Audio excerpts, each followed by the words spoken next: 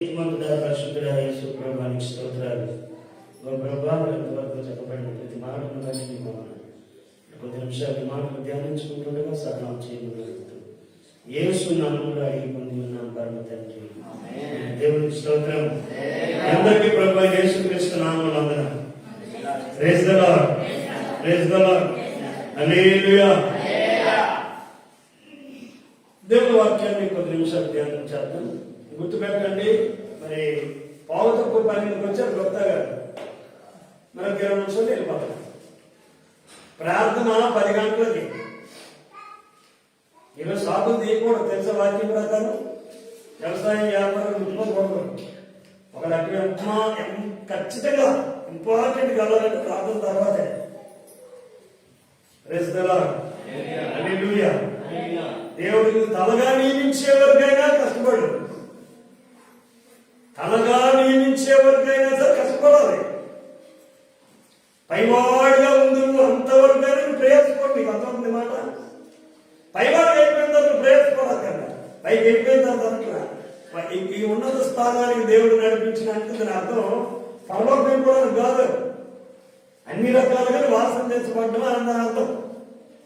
పైవాడిగా ఉందో కానీ పరలోకంలోనే ఉందో కానీ కింద ఉండమని అర్థం కాదు. సరే, దేవుని వాక్యాన్ని కూడా 3 మాటలు ఒక్క వచనంలోనే ఉన్నాయి. చదువుకున్న ప్రకటన గ్రంథం 22:4 ప్రకటన గ్రంథం రోజు బైబిల్ జరిగితే ఇండక్షన్ జవాబుతుంది. వస్తున్నారా అమ్మా?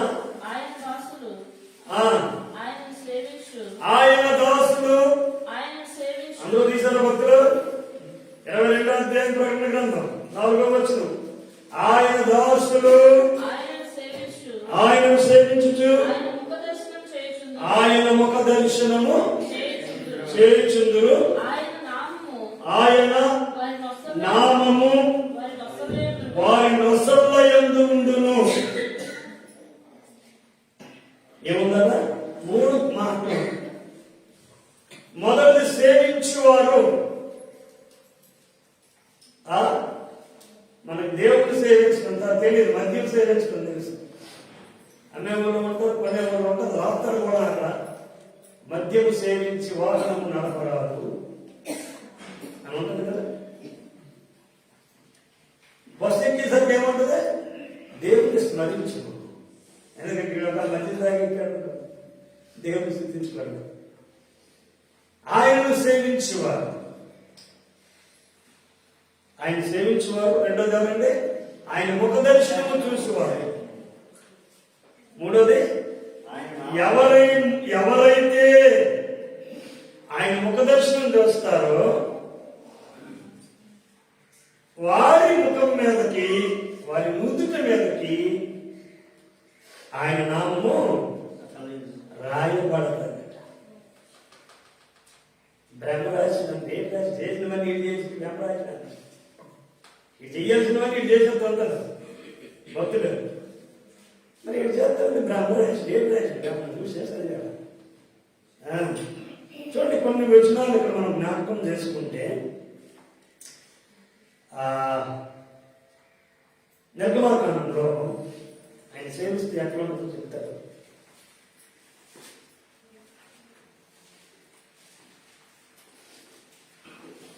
పదిహేను 26వ వచనం చదువుకున్నాను.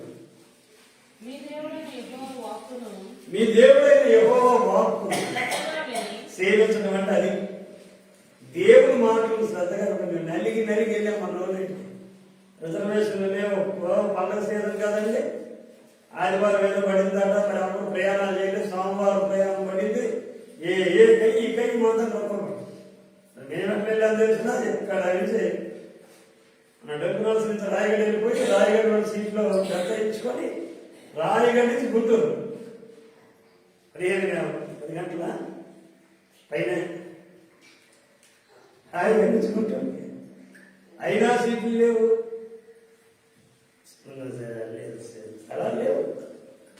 ఎందుకు వెళ్ళామో తెలుసా? ఆయన సేవించేవారు ఆయన వాక్యం దగ్గర ఉంటారు. ఆయన వాక్యం పట్ల ఆసక్తి కలిగి ఉంటారు. ఏం మాట్లాడుతున్నారు అక్కడ? మీ దేవుడైన యెహోవా వాక్కును శ్రద్ధగా విని ఆ వినిన దాంట్లోనే నువ్వు న్యాయం చేస్తున్నావు లేదు తెలుసుకోవాలి. ఆయన దృష్టికి న్యాయమైనది చేసి ఆయన ఆజ్ఞలకు విధేయులై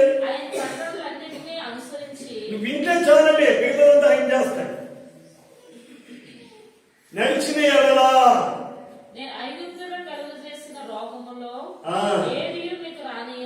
దేవునికి స్తోత్రం. నిన్ను స్వస్థపరుచు యెహోవాను ఐగుప్తీయులకు లోకములో కలుగుతున్నటువంటి రోగములలో ఏది మీకు రానియను. గట్టిగా వచ్చు కదా, ఆమెను అన్నీ గట్టిగా వచ్చు కదా. ఐగుప్తు రోగాలు ఇశ్రాయేలుకు ఒక రోగం, ఐగుప్తీయులకు ఒక రోగం, ఇశ్రాయేలుకు ఒక రోగం, సంఘస్థులకు ఒక రోగం, అన్యజనులకు ఒక రోగం. సంఘస్థులకు ఉన్న రోగం దేవుడిలో గెలిగి కొన్ని రోగం, వాక్యం దాకా రాకపోవడమే దేవుడుకున్న రోగం. ఇంతకు రోగం ఏముండదు. క్లియర్ గా చెప్పాడు కదా, నిన్ను స్వస్థపరచు, అదే సేవించుతా.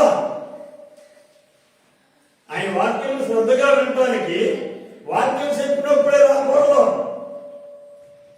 ప్రారంభం నుండి ప్రార్థన నుండి ఒక 2 గంటల సమయం నా దేవుని దగ్గర గంటలు లెగుస్తూనే దేవుని సన్నిధిలోకి వెళ్తాను. నేను రాత్రి నా పనులన్నీ ముగించుకొని 7:30 దేవుని మందిరానికి వస్తానన్న తీర్మానం తీసుకో. అలా సేవించడానికి నువ్వు ఇష్టపడు. లోకంలో కలుగుతున్నటువంటి రోగాలు ఏది నీ దేవుడు మీ వద్దకు రానివ్వడు. బలహీనంగా చెప్పినట్టు ఉన్నారమ్మా. దేవుని స్తోత్రం. ఎందుకంటే చూడండి, ఇంకో మాట 3వ అధ్యాయం దానియేలు గ్రంథంలో అక్కడికి వెళ్ళే ముందు యోహాను సువార్త 12వ అధ్యాయం 26వ వచనం. యోహాను 12:26. ఒకడు నన్ను సేవించినాడు, నన్ను వెంబడిస్తాడు.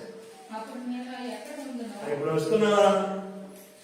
ఈ వారం కాకుండా 3, 4, 5 బాగా గుర్తెట్టండి.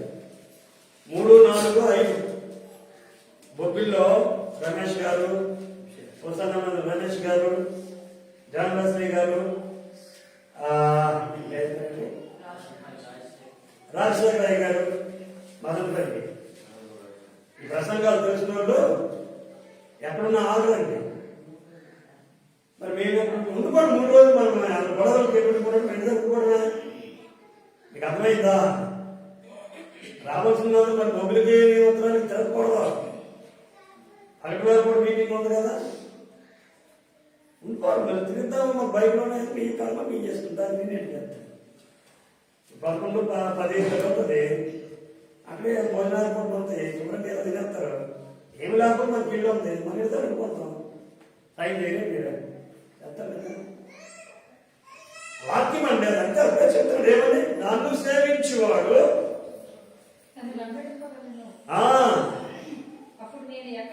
నేను ఎక్కడ ఉందునో అక్కడ నా సేవకుడు ఉంటాడు. నన్ను సేవించేవాడు అక్కడ ఉంటాడు. చదువు.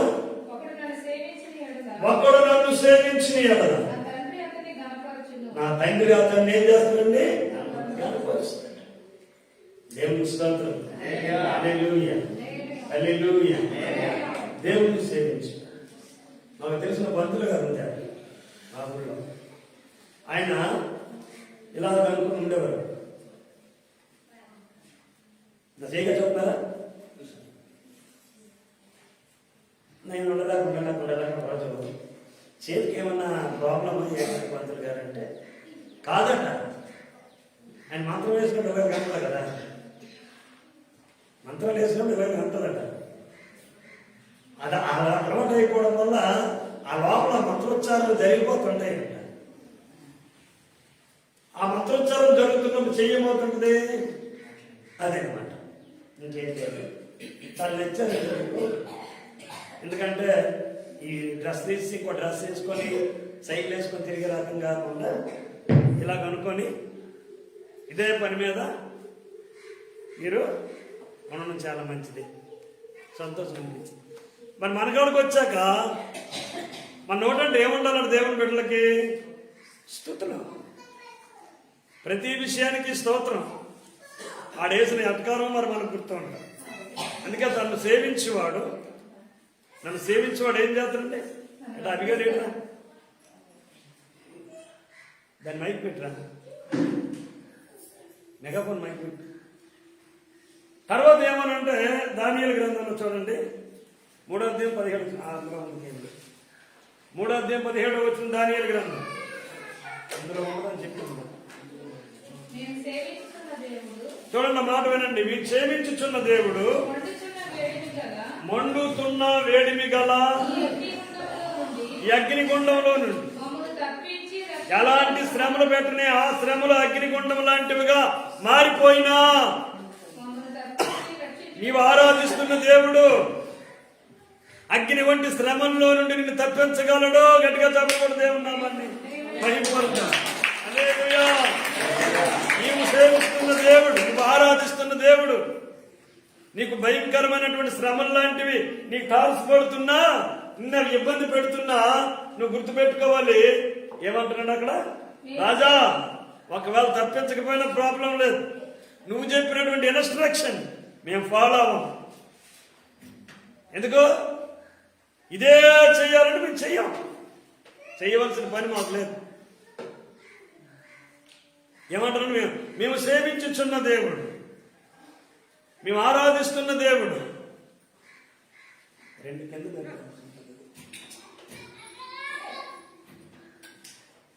తర్వాత ఇంకో లేఖను చూసి ఆ రెండో మాట కాడికి వెళ్దాం. అపోస్తుల కార్యాలు 26వ అధ్యాయం 7వ వచనం.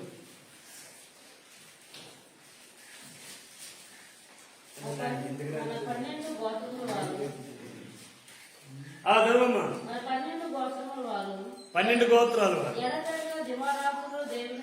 ఏం చేస్తున్నారంటే ఎడతెగక దివారాత్రులు దేవుణ్ణి సేవిస్తూ వాగ్దానాలు పొందటం కొరకు. దేనికంట? వాగ్దానాలు పొందటం కొరకు నిరీక్షించున్నారు. నిరీక్షించడం కాదు, ఇక్కడ సేవిస్తూ ఉన్నారు. గుర్తుపెట్టండి, సేవించే వాడికి వ్యాధుల నుండి దూరం చేస్తానన్నాడు. నచ్చితే స్తోత్రం గట్టిగా చెప్పు. రెండోది, నువ్వు సేవించినప్పుడు, నువ్వు ఆరాధిస్తున్నప్పుడు ఆయన వాక్యాన్ని ఫాలో అవుతావు. ఉపదేశం అంటే ఇష్టపడతావు. ఏ దేవుడు, నా దేవుడు మరి వీళ్ళ ద్వారా ఏం చెప్పాడో, వాళ్ళ ద్వారా ఏం చెప్తాడో, ఈ దైవజనుడి ద్వారా ఏం మాట్లాడతాడో నాతో. దేవుడికి స్తోత్రం. హల్లెలూయా. నేను వింటున్నప్పుడు దేవుడు నాతో మాట్లాడుతున్నప్పుడు మీ మళ్ళా గుర్తు చేస్తున్నా, నా కోసం పాస్టర్ గారు ప్రార్థన చేయట్లేదేమో అని మీరు అనుకుంటారేమో. ఇదిగోండి, పరిచర్య లేని గ్రామం ఒక పేపర్. తర్వాత ఈ గ్రామంలో ఉంటున్నటువంటి కులాలు అనేటువంటి కుటుంబాలు, తర్వాత సంఘానికి వస్తున్నటువంటి సంఘ సభ్యుల యొక్క, సంఘ బిడ్డల యొక్క కుటుంబాలు, తర్వాత ఇవ్వండి ఎవరెవరైతే కొత్తగా వివాహాలైనటువంటి జంటలు ఉన్నారో వాళ్ళు మన సంఘాలు, తర్వాత ఇక్కడ కాకుండా బయట గ్రామాల్లో ఉంటున్నటువంటి మన బిడ్డలు నిశ్చయముగా ఖచ్చితంగా ప్రభు దగ్గర ఉండి పులిపేట మీద ఉండి అబద్ధం ఆడకని చెప్తారు. దేవుని స్తోత్రం. హల్లెలూయా. అందువల్ల నీవు సేవించుచున్న దేవుడు నీ సంఘాన్ని అగ్నిలో నుండి బయటకు తీసుకురాగానే. మాకు కాదు యెహోవా, మాకు కాదు, వాకే, మాకు ఆ దేవుడితో సంబంధం లేదు అనుకుంటున్న ప్రతి ఒక్కరూ కూడా ఈ చివరి నుండి ఆ చివరి వరకు, దీని వరకు మాకు మేము ఆ దేవుని పెట్టమని చెప్పుకోగలుగుతారు. కేవలం నీ వల్లనే, సంఘం వల్లే, నీ సాక్ష్యం వల్లే. దేవుని స్తోత్రం. ఇది సేవిస్తున్నావు గనక, దేవుణ్ణి సేవిస్తున్నావు గనక. దేవుని స్తోత్రం. హల్లెలూయా. రెండో పాయింట్ లో దేవుడు దర్శించుట అని రాయబడింది. మనం చదువుకున్న ఒక మాట ఏముందంటే, ముందు ఆయన సేవించేవారు, మనము ఆయనను సేవించేవారు అయితే ఉపదేశాన్ని అంగీకరిస్తాం. వాక్యము నన్ను బ్రతికించుచున్నది, వాక్యము నిన్ను బ్రతికించుచున్నది. బాధల్లో ఈ వాక్యమే ఏ వాక్యం నేను బ్రతికిస్తుందో అదే నీకేం చేస్తుంది? బాధల్లో నెమ్మది కలిగిస్తుంది. దేవుని సేవించుట అంటే నీ దగ్గర ఉన్న వాక్యాన్ని నువ్వు వినుట, నువ్వు చదువుట, నువ్వు గ్రహించుట. దేవుని స్తోత్రం. హల్లెలూయా. ఆ ఆపేక్ష నీకు కావాలి. రెండో చూడండి, దేవుడు ఎవరెవరిని దర్శించాడు చూద్దాం. ఆదికాండం 46వ అధ్యాయము 2-3 వచ్చిన త్వరగా చదువుకుందాం. ఆదికాండం 46వ అధ్యాయము. ఎక్కడ ఎప్పుడమ్మా యాకోబు దేవుడు దర్శిస్తూ మాట్లాడుతున్నాడు. రాత్రి దర్శనం యందు యాకోబుని పిలిచి ఏమంటున్నాడు తెలుసునా? పిలిచి చిత్తము ప్రభు అన్నాడు. నేనే దేవుడును, నీ తండ్రి దేవుడు. ఎక్కడికి వెళ్ళడానికి భయపడతానంటే ఐగుప్తుకి వెళ్ళడానికి భయపడకు. నేను అక్కడ నిన్ను గొప్ప జనంగా చేస్తాను, నిన్ను ఆశీర్వదిస్తాను. దేవుడు దర్శించేటటువంటి నరుడు ధన్యులని వాక్యము రాయబడుతుంది. తర్వాత ఏం రాయబడుతుందంటే యోవేల్లో చెప్పాడు దేవుడు మన తన ఆత్మను కుమ్మరిస్తాం. 2వ అధ్యాయం 28 నుంచి మనం చదివినట్టయితే అక్కడ రాయబడిన మాటలు ఏంటంటే కుమారుల మీదను కుమార్తెల మీదను ఆయన ఆత్మను కుమ్మరిస్తానని చెప్పాడు. యవనస్తులు దర్శనాలు చూస్తారు, ముసలి వాళ్ళు కళ్ళ కంటారని చూసి చెప్పాడు. దేవుడు దర్శిస్తే అది నీకు ఆశీర్వాదం. నేను అన్ని భాషలు దేవదత్త భాషలు నీకు నమ్మకూడదు కాదు, కానీ ఒక చర్చిలో ప్రార్థన చేసుకుంటుండగా నాకు నేరుగా దర్శనం కలిగింది. వీళ్ళందరూ ఏదైతే అన్ని భాషలు మాట్లాడుతున్నారో అదే భాషగా మాట్లాడుకుంటూ దేవదత్తులు పైన కింద దిగటం నేను చూశాను దర్శనం. అప్పుడు నమ్మాను. అవి దగ్గరికి వస్తున్న కొద్ది ఆ మాటలు ఆ పాటలే, ఆ దేవదత్తుల మాటలు దేవదత్తుల యొక్క పాటలు నాకు దగ్గరగా వినబడటం, ఆ ఆత్మ నా మీద ప్రార్థనను గావించి చూడండి. అలాగే అవసరం లేదు, సమయం అవుతుంది. నిర్గమకాండం 1వ అధ్యాయంలో 3-4 వచ్చిన జ్ఞాపకం చేసుకుంటే ఇశ్రాయేలు నలిగిపోతున్నారట. ఐగుప్తులో ఇశ్రాయేలు శ్రమపడుతున్నారంట. మోషేని దేవుడు దర్శించినప్పుడు మండుతున్న పొగ మార్చి, మండుతున్న పొగని పచ్చి పొగ మండుతుంది కానీ కాలిపోతుంది అంటుందా? పచ్చి పొగ మండుతుంది కానీ గుడిది కావట్లేదు. అక్కడ దగ్గరగా దేవి ఎంతగా ఉందని మోస చూడడానికి వెళ్తే అక్కడ మాట్లాడటం అనేది ఎవరెవరై కారణమా? అది చివరికి తీసుకెళ్ళు, ఆ చివరికి తీసుకెళ్ళు, బండి దగ్గర తీసుకెళ్ళాలి. ఏమని రాయబడింది? మోసే యొక్క దర్శనం ఇశ్రాయేలుని నడిపించడానికి ఆయన దర్శించాడు భగవాన్. అప్పుడు మాట్లాడాడు అక్కడ ఇశ్రాయేలులే ఉండాలి తప్ప క్రైస్తవులను కూడా ఉండకూడదని. మరి తెగ హరాకి పడిపోయి ఎక్కడ క్రైస్తవ సమాజం ఉందో, ఎక్కడ దేవుని మీద ఉన్నారో వాళ్ళందరినీ సంఖ్యాలనుకుని బయలుదేరినటువంటి సౌలు అపోస్తుల కార్యాలు 9వ అధ్యాయం 3వ వచనం నుండి 7వ వచనం వరకు మనం చదివినట్టయితే సౌలును దేవుడు దర్శించింది కనిపిస్తుంది అక్కడ. అప్పుడు అంటాడు, నేను ఆ దర్శనములకు అవిధేయుని కాను.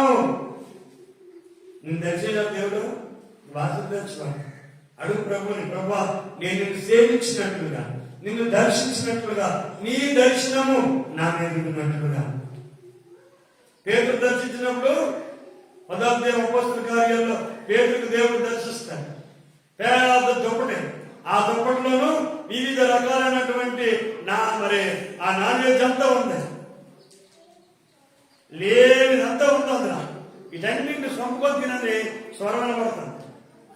కప్పులు ఉన్నాయి ప్రభు, తినరు. అచ్చి పావులు తినరు. సకల జీవరాశులు ఉన్నాయి ప్రభు, తినరు. అచ్చి నేను ఎప్పుడు కోడి మాంసం కూడా తిన్నాను ప్రభు. కోడి మాంసం కూడా మరి మొత్తం తినమని. అప్పుడు అపోస్తుల కార్యాలు 10:36 వచ్చినప్పుడు యేసుక్రీస్తు అందరికీ ప్రభు. చికెన్ తిన్నోడికైనా, తిన్నోడికైనా, పప్పు తిన్నోడికైనా, నెయ్యి తిన్నోడికైనా, ఏది తిన్నోడికైనా ఆయనే దేవుడు. అది పౌరిక దర్శనము వచ్చింది. నీ దగ్గరికి కొంతమంది మనుషులు వస్తారు, వాళ్ళతో మోషేని దర్శిస్తే ఇశ్రాయేలుకు విడుదల వచ్చింది. పౌరుకు దర్శిస్తే ప్రపంచంలో సవాలు చేశాడు. పేదరికి దర్శిస్తే సంఘాలు కట్టాడు, మరి నీకు దర్శిస్తున్న వేరు చేస్తావు. అందుకని ఏం భయమైంది, ఆయన దాసులు కావాలని 3వదిగా చెప్పబడితే ఆలోచించినట్లయితే నుదుటి మీద ఆయన నామము ఉందంట. ప్రకటన గ్రంథంలో చెప్తాడు చూడండి, 7వ అధ్యాయంలో 3-4 వచ్చిన చదువుదామా. ప్రకటన గ్రంథం 7వ అధ్యాయం 3-4 వచ్చిన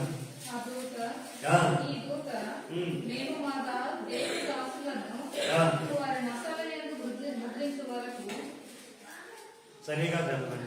ఈ దూత మేము మా దేవుని దాసులను వారి నసలయందు ముద్రించే వరకు భూమికైనను సముద్రములకైనను చెట్లకైనను హాని చేయవద్దని బిగ్గరగా చెప్పాను. ఏట నొసలయందు ముద్రించేది? ఆ నొసలయందు ముద్రింపబడేది ఏంటి? హల్లెలూయా. దేవుని నామం ప్రకటన గ్రంథంలో చెప్పాడు కదా. తర్వాత వచ్చిన చదవండమ్మా. మరియు ముద్రింపబడిన వారి లెక్క చెప్పగా వింటిని. ముద్రించబడిన వారి లెక్క చెప్పగా వింటిని. ఇశ్రాయేలు గోత్రములన్నిటిలో ముద్రింపబడిన వారు ఆయన నామము 9వ వచనం చదవండి. 7వ అధ్యాయంలో. అటు తర్వాత నేను చూడగా ఇదిగో ప్రతి జనములో నుండి, ప్రతి వంశంలో నుండి, ప్రజల నుండి, ఆయా భాషలు మాట్లాడే వారిలో నుండి వచ్చి ఎవడనూ లెక్కింపజాలని ఒక గొప్ప సమూహం కనబడింది.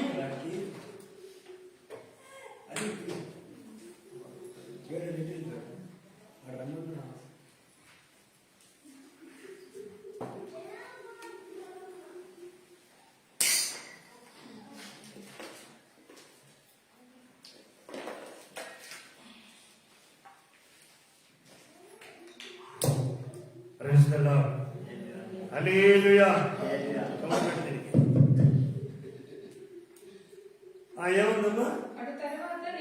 ఏక నామమట అంటే 3వ అధ్యాయం 12వ వచనంలో చెప్పాడు.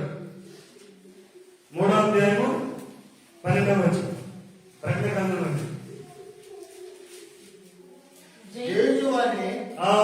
నా దేవుని ఆలయంలో ఒక స్తంభముగా, జయించే వారిని నా దేవుని ఆలయంలో ఒక స్తంభముగా చేస్తాను.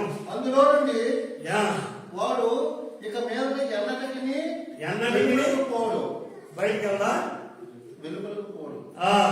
మరియు నా దేవుని పేరును, ఎక్కడంటే నా దేవుని పేరును పరలోకములో నా దేవుని యొద్ద నుండి దిగువచ్చుచున్న నూతనమైన యెరూషలేమును నా దేవుని పట్టణపు పేరును, నా కొత్త పేరును వారి మీద రాసిదను. ఆ మనిషి మీద పేరు రాస్తాడు, కొత్త పేరు రాస్తాడు. ఎవరికి తెలియని కొడతాగా లేదు, కొడతాగా లేదు, కొట్టాయండి. కొత్త పేరు పాతం కదా. ఎవరికి తెలియని కొత్త పేరు ఎక్కడ? నిత్య మహిమలో ఆయన పెట్టి పేరు పెడితే నిన్నే దేవతను, నిన్నేగా నా పేరు పురోగతి అది కాదు, కొత్త పేరు ఇచ్చారు కదా. పేరు కొంచెం చదివేవా? చదవలే, పాత పేరే అనుకున్నా. భూమి మీద మీ పేరు గుప్తా అండి, పరలోకం అది ఎందుకు ఉంటుంది? అది ఎందుకు ఉంటుంది? నాకు చెప్పదు దేవుడు. ఈ భూమి మీద మనుషులు పెట్టుకున్నటువంటి 10 మంది పేర్లన్నీ అక్కడి నుంచి తిరుగుతారు. అయితే పరిశుద్ధ నోట్ అంట. తిమ్మక్క, తెరక్క, అప్పక్క, అయ్యక్క, అయ్యక్క, అమ్మారావు, అబ్బారావు, వరలక్ష్మి, ఆదిలక్ష్మి, రావణమ్మ, కుమారమ్మ. ఎవరికి తెలియదు ఓ క్రొత్త పేరు అంటే మళ్ళీ పాత పేరు ఉండదు. ఆ భూమి మీద అడగండి, నా పేరేంటి ప్రభావం రాసుకుంటున్నావు, పెన్ను పేపర్ పట్టుకున్నావు చెప్పడం చెప్తుంది, పాత అయిపోయింది. ప్రేస్తలా భూమి మీద ఉంటుండే కదా, కొత్త పేరు ఏదైనా అడిగి తెలివితేటలు ఉపయోగించి చెప్తాడా? ఎవరికి చెప్పలేదు నీ పేరు పాలన అన్నాడు అనుకోండి. నువ్వు ఊరుకుంటావా? దర్శనం వచ్చింది ఫస్ట్. సాక్ష్యం చెప్తాను. దేవుడు కనబడి పేరెట్టాడని చెప్పేస్తాడు. అయిపోయింది బాగుంది. నీ పేరేంటి అంటే ఇప్పటికీ చాలా మంది ఎందుకు కొడుకుంటారో తెలిసిన, వాళ్ళ ఆఫీసుల్లో ఉన్న పేరు ఒకటి, చర్చిలో ఉన్న పేరు ఒకటి. చర్చిలో ఉన్న పేరు ఒకటి, ఆధార్ కార్డు మీద ఉన్న పేరు, ఆఫీసులో ఉన్న పేరు ఒకటి, లేకపోతే ఆ యొక్క కంపెనీలో ఉన్న పేరు ఒకటి. రాయితీ తీసుకుంటారు కొంతమంది గురుకు ఎలాగో బోధుతారు బాధగా వచ్చే మరి వీళ్ళకి సేవ కాదు, ఎక్కడన్నా ఒకటే పేరు. కాబట్టి ఏమంటారు చివరగా, ఆయన నామము ధరించిన వారు, ఆయనను సేవించిన వారు, ఆయన ద్వారా దర్శనం పొందిన వారు. సంగమా, సంఘానికి ఆ పేరు, సంఘానికి ఆ దర్శనం. సంఘాన్ని దేవుడు దర్శించాలి. ఆదివారం కేవలం ఆదివారం భక్తి పోవాలి. ఆదివారం ఆరాధన అది కూడా మిస్ అయ్యింది, ఏదో బలహీనతో క్యాంప్ ఏదో పెడితే ఇంకా ఆదివారం పోయినట్టే. దేవుని చేత మళ్ళీ ఆదివారం దేవుడు నడిపిస్తాడు. నాకు విశ్వాసం ఉంది, దేవుడు నడిపిస్తాడు. ఏమని? ప్రతి ఉదయకాలంలో ఉంటాం. నువ్వు ఆమెను అను, నాకు తెలుసు. ప్రతి 7 గంటలకి ఉంటావు, రాత్రి 7 గంటలకి ఉంటావు. నువ్వు ఎలాగుంటావో దేవుడికి తెలుసు, నాకు కూడా తెలుసు. దేవుడికి తెలుసు. నేను మాట అంటాను, దానికి ఆమె అంతా చూడండి. మీకు ఆశీర్వాదానికి ఆటంకం ఉన్న ప్రతి ఆటంకాన్ని దేవుడు యేసు నామములో తీసిపడేస్తున్నాడు. కొంతమంది సైలెంట్గా అన్నారు, కొంతమంది గట్టిగా అన్నారు.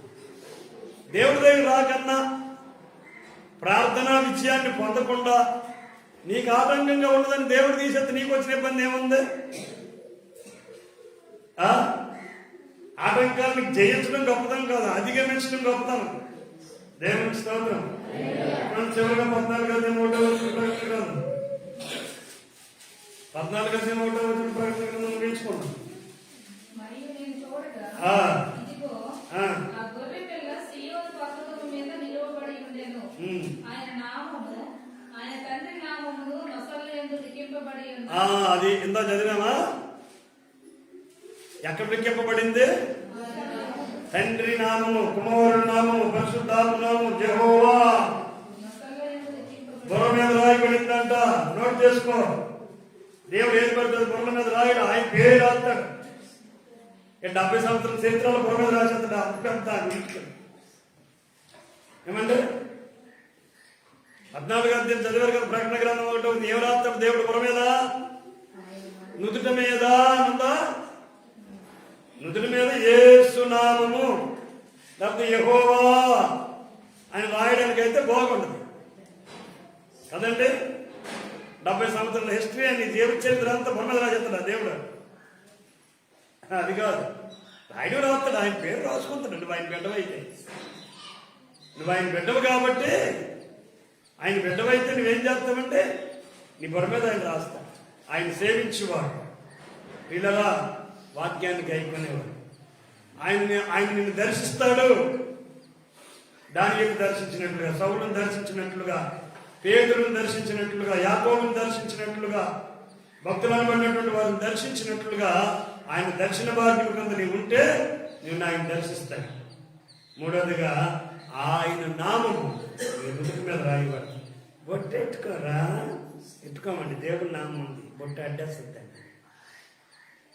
ఎందుకు బొట్టు ఎట్టుకోండి? ప్రభు యేసు ప్రభు నేను పేరు ఉంది నా పర్లేదు. నా నుదుటి యేసుక్రీస్తు నుదుటిని ఉన్నాడు, నా నుదుటిని ఉన్నాడు.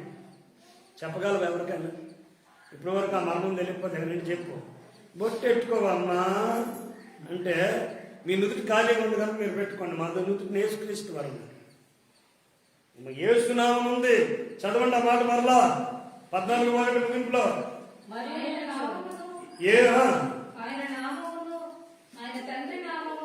యేసునామము, యెహోవా నామము,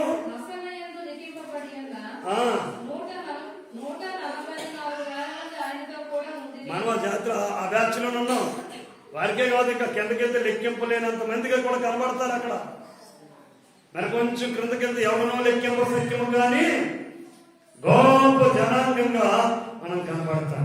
కాబట్టి నువ్వేమని అడుగుతావంటే, ప్రభువా నిన్ను సేవించేవాళ్ళుగా, నిన్ను నీ ద్వారా నీ దర్శనం పొందేవాళ్ళుగా తర్వాత ఈ నామం మా నుదుటి మీద చెక్కబడినట్లుగా మా కృపణబండి అయ్యా.